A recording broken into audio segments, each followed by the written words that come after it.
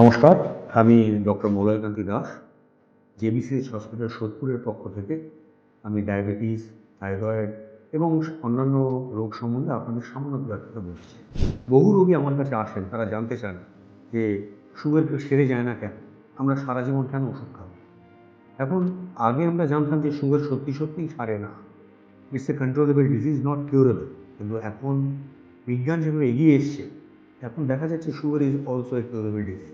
Sugar সারে, sugar সারানো যায়, কিন্তু তার ক্ষেত্রে কিছু শর্ত আছে। যেমন আমরা তো যে কাউকে বলতে পারি না যে সুগার সেরে গেছে। তাহলে যদি সুগার সেরে যেতে হয়, অন্তত 3টে ভিজিটের মধ্যে দেখতে হবে উইদাউট মেডিকেশন, মানে আমরা তাকে কোনো ওষুধপত্র দিচ্ছি না, তার এইচবিএসি, সুগার লেভেল সব ঠিক আছে।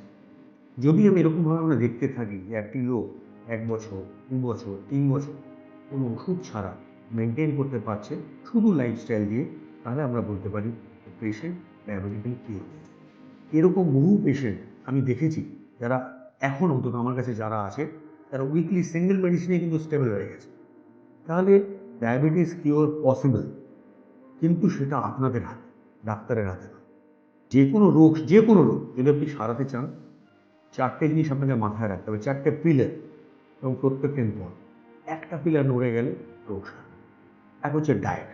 যে কোনো রোগের ক্ষেত্রে মাথায় রাখতে হবে diet is a very very important factor. Second হচ্ছে এক্সারসাইজ, এটা অত্যন্ত ইম্পর্টেন্ট। আর হচ্ছে স্ট্রেস ম্যানেজমেন্ট। ফোর্থ হচ্ছে ড্রাগ।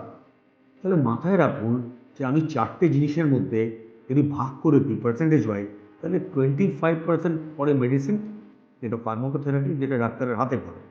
তাহলে ডাক্তারের হাতে যদি 25% থাকে, 75% আপনার হাতে।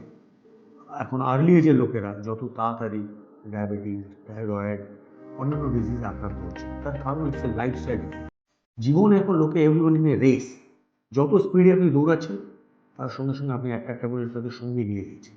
আপনি সবসময় ভাবছেন যে এখন বেশি টাইম শরীরকে দিয়ে দরকার নেই, আগে আমি কিছু টাকা কামিয়ে নিই, তারপর আমি টাইম দেবো লাইফকে। সেই টাইম কখনো আসবে না। তাই জন্য মাথায় রাখতে হবে আমাদেরকে আমাদের লাইফস্টাইল যেমন চলছে, পরে টাকা কামিয়ে মানে বডি ঠিক করার থেকে সবসময় একটা পরিমিত মাত্রা সব কিছু করতে হবে।